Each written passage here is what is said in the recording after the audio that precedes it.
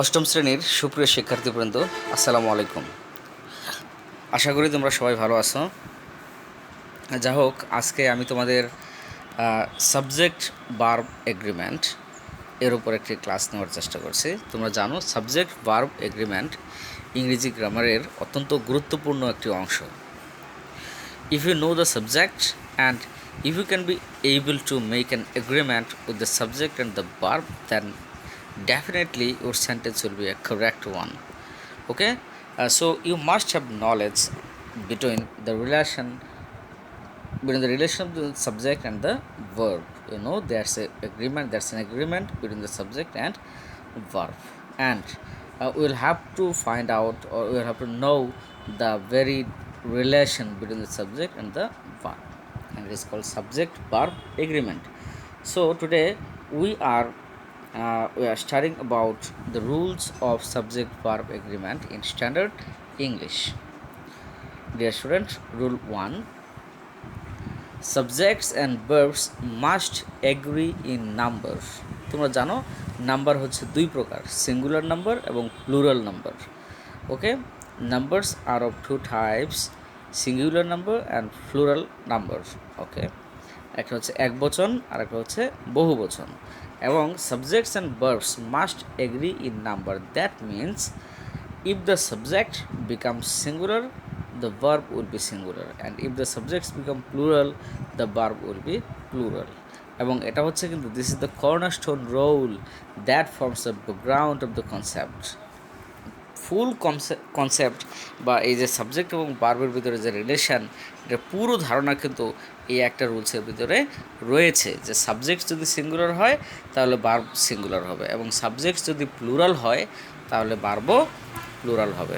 যেমন দেখো, the dogs growls when he is angry, the dog growls when he is angry, আর the dogs growl when they are angry.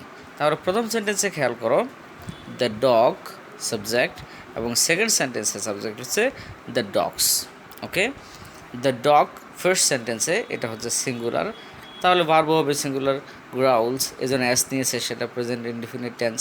এবং second সেন্টেন্সে খেয়াল করো, the dogs, তার মানে হচ্ছে সাবজেক্ট প্লুরাল, তাহলে আমার ভার্বটাও হবে প্লুরাল, সেটা হচ্ছে গ্রাউল। এখান থেকে আমরা একটু জিনিস আইডেন্টিফাই করতে পারি, সেটা হচ্ছে ভার্ব যখন এস ফর্মে থাকে সেটা হচ্ছে সিঙ্গুলার, এবং যখন নন এস ফর্মে থাকে সেটা হচ্ছে প্লুরাল। যেমন the dog growls, the dog is singular and here the verb growl is singular, but the dogs growl, that means here the subject is plural, and that is why the verb has become also plural, and this is the cornerstone or ground rule or basic rule between the relation of subject and verb. I think you have understood it. একটা সেন্টেন্সের subject এবং verb এর ভিতরে যে সম্পর্ক, সেটা হচ্ছে subject যেখানেই থাকুক না কেন ভার্ব তার সাথেই এগ্রি করবে। অন্য ওয়ার্ড মাঝখানে অন্য কোনো ফ্রেজ ঢুকে পড়তে পারে, অন্য কোনো ক্লজ ঢুকে পড়তে পারে, যাই ঢুকুক না কেন তোমাকে সাবজেক্ট খুঁজে বের করতে হবে এবং সেই সাবজেক্ট অনুযায়ী ভার্ব বসাতে হবে। এবং যদি দেখো সাবজেক্ট সিঙ্গুলার আছে তাহলে তোমার ভার্বও সিঙ্গুলার থাকবে, আর যদি দেখো সাবজেক্ট প্লুরাল থাকে তাহলে তোমার ভার্ব প্লুরাল হবে।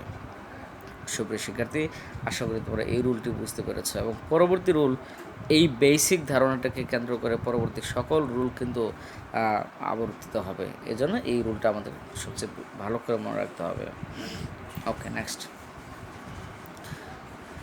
don't get confused with the words that come between the subject and the verb. They don't affect agreement. আমি আগেই বলেছি সাবজেক্ট এবং ভার্ব এটাকে আমাদের চিনতে হবে, এবং আমরা মাঝে মাঝে কনফিউজড হয়ে যেতে পারি, কারণ সাবজেক্ট এবং ভার্বের মাঝে কোনো ফ্রেজ চলে আসতে পারে অথবা কোনো ক্লজ চলে আসতে পারে। এই জন্য বলেছে don't get confused by the words that come between the subject and verb. Verb এবং সাবজেক্টের মাঝখানে যদি কোনো ওয়ার্ড চলে আসে তাহলে তুমি কনফিউজড হয় না।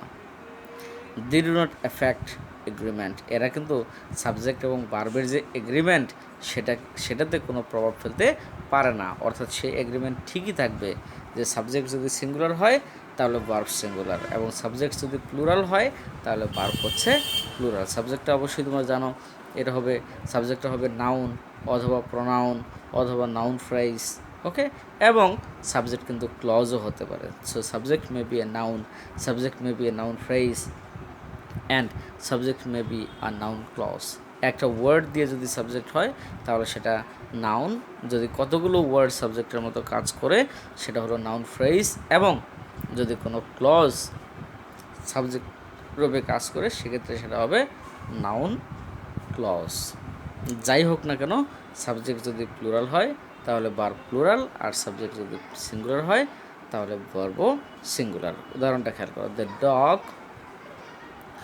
Which is chewing on my jeans is usually very good। তার আমার এখানে মেইন ভার্ব কিন্তু হচ্ছে ইজ, পরের ইজটা খেয়াল করো, এবং আমার সাবজেক্ট হচ্ছে দ্য ডগ, এবং দেখো ডগের পরে কিন্তু একটা ক্লজ বসেছে, who is chewing on my jeans. তাহলে who is chewing on my jeans এটা একটা ক্লজ, কিন্তু এই ক্লজ বসার পরেও আমরা কিন্তু ভার্ব বসাবো সাবজেক্টকে দেখে, এবং আমার সাবজেক্ট হলো দ্য ডগ, এবং দ্য ডগ সিঙ্গুলার, এই জন্য আমার ভার্ব হবে সিঙ্গুলার, এবং এটা হয়েছে ইজ। খেয়াল করো, অনেক স্টুডেন্ট মনে করে কিন্তু এখানে জিন্স এটা হলো সাবজেক্ট, তাহলে এটা যেহেতু প্লুরাল আছে সেহেতু আমি একটা প্লুরাল ভার্ব বসিয়ে দিই আর, তাহলে কিন্তু ভুল হয়ে যাবে। ওকে, কাজে সাবজেক্ট এবং ভার্ব এর মাঝখানে যে কোনো ওয়ার্ড আসুক, কোনো ফ্রেজ আসুক, কোনো ক্লজ আসুক, যাই আসুক না কেন, এটা সাবজেক্ট ভার্বের ভিতরে যে এগ্রিমেন্ট এটাকে এফেক্ট করতে পারবে না। I think you have understood, my dear students, and let us now move to rule 3. Prepositional phrases between the subject and verb usually do not affect agreement. Okay, আমি আবার পড়ছি, prepositional phrases between the subject and verb usually do not affect agreement। তার মানে হচ্ছে subject এবং verb এর মাঝখানে যদি কোনো প্রেপোজিশনাল ফ্রেজ চলে আসে তাহলেও সেটা সাবজেক্ট এবং ভার্বের যে এগ্রিমেন্ট এটাকে প্রভাবিত করতে পারবে না। তাহলে আগে আমাদের জানতে হবে প্রেপোজিশনাল ফ্রেজটা কী। তোমরা জানো প্রেপোজিশনসগুলো, প্রেপোজিশন এই ওয়ার্ডটাতেই প্রেপোজিশনের সংজ্ঞা রয়েছে। Pre means before, position means অবস্থান। ওকে, তাহলে একটা নাউন বা প্রোনাউনের পূর্ব অবস্থান করে। ওকে, তাহলে প্রেপোজিশনাল ফ্রেজ তার মানে হচ্ছে প্রেপোজিশন এর সাথে আরও কয়েকটা ওয়ার্ড মিলে একটা প্রেপোজিশনাল ফ্রেজ গঠিত হয়। ওকে, যদি এটা সাবজেক্ট এবং ভার্বের মাঝখানে চলে আসে তারপরেও সাবজেক্ট এবং ভার্বের এগ্রিমেন্টের কোনো ক্ষতি হবে না, এগ্রিমেন্ট ঠিকই থাকবে। চলো একটা উদাহরণ দিয়ে দেখা যাক। The colours of the rainbow are beautiful. The colours of the rainbow are beautiful. আরটা এখানে চিন্তা করে এটা গ্যাপে দেওয়া আছে, হ্যাঁ, অথবা বি লেখা আছে, এখানে আমি ইজ বসাবো নাকি আর বসাবো। তাহলে ভার্ব কাকে দেখা হয়, আমি বারবার বলছি ভার্ব হবে সাবজেক্টকে অনুসরণ করে। সাবজেক্ট যদি সিঙ্গুলার হয় তাহলে ভার্ব সিঙ্গুলার, আর সাবজেক্ট যদি প্লুরাল হয় তাহলে ভার্ব প্লুরাল। এখন খেয়াল করো, আমার সাবজেক্ট কি রেইনবো নাকি কালার্স। ওকে ডিয়ার স্টুডেন্টস, এই যে অফ দ্য রেইনবো এটা কিন্তু হচ্ছে আমার প্রেপোজিশনাল ফ্রেজ। তাহলে সাবজেক্ট হলো কালার্স, আমি কাকে নিয়ে কথা বলছি, রংকে নিয়ে কথা বলছি, রং ধনুর রং, তার মানে আমি কিন্তু রেইনবো নিয়ে কথা বলছি না, আমি রংকে নিয়ে কথা বলছি। তাহলে এটা হচ্ছে আমার সাবজেক্ট, আর মাঝখানে একটা প্রেপোজিশনাল ফ্রেজ প্রবেশ করেছে, সেটা হলো অফ দ্য রেইনবো। যাই থাকুক না কেন আমার সাবজেক্ট হলো কালার্স, তাহলে তার অনুযায়ী আমার ভার্ব হবে আর, এজন্য এটা হয়েছে আর। কাজে সেন্টেন্সটা দাঁড়ালো the colours of the rainbow are beautiful. Okay dear students, I think you have understood this rule too. Now dear students, let us move to rule 4. When sentences start with there and here, the subject will always be placed after the verb, so care needs to be taken to identify it correctly. ওকে, আমরা hair এবং দেয়ারের আলোচনা করছি। তোমরা জানো দেয়ার দিয়ে অনেক sentence শুরু হয়, যেমন দেয়ার আর 7 days in a week, there are 60 students in our class, there are 12 months in a week, there are 5 primary schools in our village. ওকে, এবং হেয়ার দিয়ে অনেক সেন্টেন্স শুরু হয়, যেমন here is your fan, okay, here is the science. Okay, here is my book. Okay, তাহলে here এবং দেয়ার দিয়ে শুরু হয়, কিন্তু তোমরা জানো হেয়ার এবং দেয়ার এরা হচ্ছে ইন্ট্রোডাক্টরি ওয়ার্ড, এদেরকে বলা হয় introductory word. That means this words will only introduce the sentence but they will not affect the very form of the verb. এবং হেয়ার এবং দেয়ার এই ইন্ট্রোডাক্টরি দুটি ওয়ার্ড দিয়ে যদি কোনো সেন্টেন্স শুরু হয় তাহলে কী হবে, the subject will always be placed after the verb, subject পড়বে ভার্বের পরে। So here and there cannot identify the verb, cannot decide cannot decide the form of the verb। তাহলে here এবং there এর পরে যে here এবং there এর পরে যে নাউন থাকবে বা সাবজেক্ট থাকবে সেই সাবজেক্ট অনুযায়ী ভার্ব বসবে। দেয়ারের পরে ইজও বসতে পারে, দেয়ারের পরে আরও বসতে পারে, দেয়ারের পরে ওয়াজও বসতে পারে, দেয়ারের পরে দেয়ারের পরে ওয়ারও বসতে পারে। ওকে, হেয়ারের পরে ইজও বসতে পারে, হেয়ারের পরে আরও বসতে পারে। তার মানে হেয়ার এবং দেয়ার এরা কখনো ভার্বের ফর্ম নির্ধারণ করতে পারে না। সেক্ষেত্রে আমাকে খেয়াল করতে হবে ভার্বের পরে যে নাউনটা ব্যবহৃত হয়েছে সেই নাউন অনুযায়ী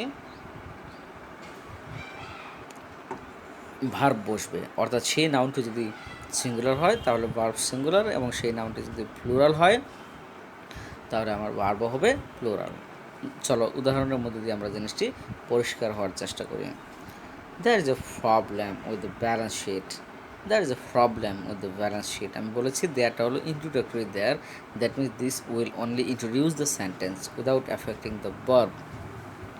অর্থাৎ এটা সেন্টেন্সটাকে ইন্ট্রোডিউস করে দেবে কিন্তু ভার্বকে কোনো প্রভাব ফেলবে না, ভার্বের উপর কোনো প্রভাব ফেলবে না।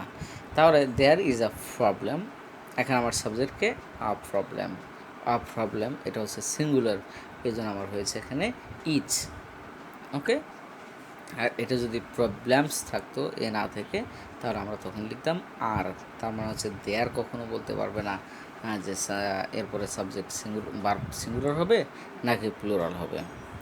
নেক্সট সেন্টেন্স দেখো, here are the papers you requested.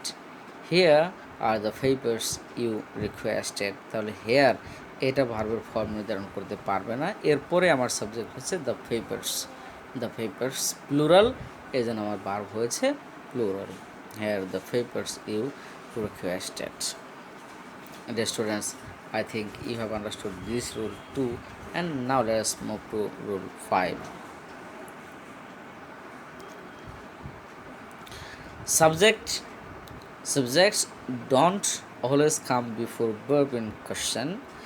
Make sure you accurately identify the subject before deciding on the proper verb form to use. অর্থাৎ ইন্টারোগেটিভ সেন্টেন্সগুলোর কথা তুমি চিন্তা করো। ইন্টারোগেটিভ সেন্টেন্সগুলোতে যেখানে বলেছে in questions, that means in interrogative sentence, interrogative সেন্টেন্সগুলোতে কিন্তু subject don't always come before verbs. অর্থাৎট সাবজেক্ট ইন্টারোগেটিভ সেন্টেন্সগুলোতে শুরুতে বসে না, don't always come before verbs. ভার্বের পূর্বে subjects don't always come before verbs, ভার্বের পূর্বে সবসময় সাবজেক্ট বসে না, সেটা যদি প্রশ্নবোধক সেন্টেন্স হয় বা ইন্টারোগেটিভ সেন্টেন্স হয়। Make sure you accurately identify the subject, সেক্ষেত্রে তোমাকে কিন্তু সঠিকভাবে সাবজেক্টটাকে নির্ধারণ করতে হবে। Before deciding on the proper verb form to use, তুমি ভার্বের কোন ফর্মটা ব্যবহার করবে সেটা ডিসাইড করার পূর্বে তোমাকে আগে সাবজেক্ট খুঁজে বের করতে হবে। ওকে, দেখো, ডাজ লেফটি ইউজুয়ালি ইট গ্রাস। ওকে, এখানে সাবজেক্ট কিন্তু আমার লেফটি, এটা হলো আমার সাবজেক্ট, এবং সেন্টেন্সটা শুরু হয়েছে যেহেতু ইন্টারোগেটিভ সেন্টেন্স সেহেতু শুরু হয়েছে একটা ভার্ব দিয়ে, বি ভার্ব দিয়ে, ডাজ। এখানে ডু, ডাজ, ডিড এরা হচ্ছে অপারেটর, প্রেজেন্ট ইনডিফিনিট টেন্স, এবং তোমরা জানো পাস্ট ইনডিফিনিট টেন্স। এই টেন্স দুইটাতে কোনো বি ভার্ব নেই, এজন্য ডু এবং ডাজ এটা হলো প্রেজেন্ট ইনডিফিনিট টেন্সে, এবং ডিড পাস্ট ইনডিফিনিট টেন্সে এরা অপারেটর হিসেবে ব্যবহৃত হয়। তাহলে এখানে ডু বসাবো নাকি ডাজ বসাবো এটা নির্ভর করবে আমার সাবজেক্টের উপর। এখানে আমার সাবজেক্ট হচ্ছে লেফটি, এটা হলো সিঙ্গুলার, এর জন্য আমি ব্যবহার করেছি ডাজ। যদি প্লুরাল হতো তাহলে আমি ব্যবহার করতাম ডু, পাস্ট টেন্স হলে আমি ব্যবহার করতাম did. where are the pieces of this puzzle? What are the pieces of this puzzle? তাহলে দেখো হোয়ার দিয়ে শুরু হয়েছে, তোমরা জানো ইন্টারোগেটিভ প্রোনাউন এটা হচ্ছে হোয়ার, এটা দিয়ে সেন্টেন্সটা শুরু হয়েছে। এই হোয়ারও বলতে পারবে না যে সাবজেক্ট সিঙ্গুলার হবে নাকি প্লুরাল হবে, তাহলে এর পরের যে নাউন সেই নাউন অনুযায়ী আমাকে বলতে হবে সাবজেক্ট ভার্ব সিঙ্গুলার হবে নাকি প্লুরাল হবে। পরের নাউন তথা সাবজেক্ট এটা হচ্ছে the ফিসেস।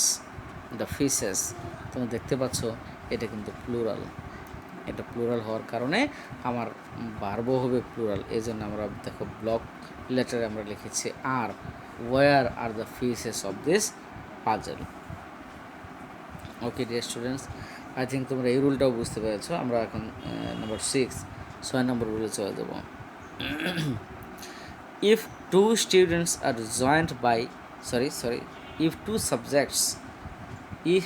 Subjects are joined by and, যদি দুইটা সাবজেক্ট অ্যান্ড দ্বারা যুক্ত হয়, and that typically require a plural verb, সেক্ষেত্রে কিন্তু একটা প্লুরাল ভার্ব হবে। অর্থাৎ দুইটা সাবজেক্ট যদি অ্যান্ড দিয়ে যুক্ত হয় তাহলে সেটা প্লুরাল নাউন রূপে কাজ করবে, আর সঙ্গত কারণেই ভার্বটাও হবে প্লুরাল। যেমন the cow and the fee are jumping over the moon, are jumping, তাহলে the cow and the fee, এটা দ্য খাও একটা সাবজেক্ট, দ্য ফি আরেকটা সাবজেক্ট, এবং দুইটা সাবজেক্ট যুক্ত হয়েছে অ্যান্ড দিয়ে, এই জন্য আমরা প্লুরাল ভার্ব ব্যবহার করেছি। মাই ডিয়ার স্টুডেন্টস, আশা করি তোমরা এই রুলটাও বুঝতে পেরেছ। কিন্তু 7 নম্বর রুলে দেখো, যদি verb is singular if the two subject separate by and refer to the same person or thing, একই ব্যক্তি বা একই বস্তুকে যদি বোঝায়, সেক্ষেত্রে যদি দুইটা সাবজেক্ট অ্যান্ড দ্বারা যুক্ত থাকে তাদেরকে সিঙ্গুলার হিসেবে ধরে নিতে হবে। এই জন্য বলেছে the verb is singular if two subjects separated by and refer to the same person or thing। যেমন দেখো, red beans and rice is my moms favourite dish. Red beans and rice দুইটাই কিন্তু একটা একই জাতীয় একটা সাবজেক্ট, এই জন্য আমরা দুইটাকে সিঙ্গুলার মনে করব এবং সে অনুযায়ী ভার্বটাকে বসাবো। ডিয়ার স্টুডেন্টস, একটা ক্লাসের সবগুলো রুলস আমাদের পক্ষে পড়া সম্ভব নয়। আমরা 7টা রুলস পড়েছি আজকের ক্লাসে। তোমরা এই রুলসগুলো এই 7 নম্বর রুল পর্যন্ত তোমরা বারবার পড়বে এবং কোনো অসুবিধা হলে অবশ্যই আমাকে জানাবে এবং এগুলো প্র্যাকটিস করবে। আশা করি তোমরা বুঝতে পেরেছ। পরবর্তী ক্লাসে আমি বাকি রুলসগুলো নিয়ে আলোচনা করার চেষ্টা করব। Thank you very much.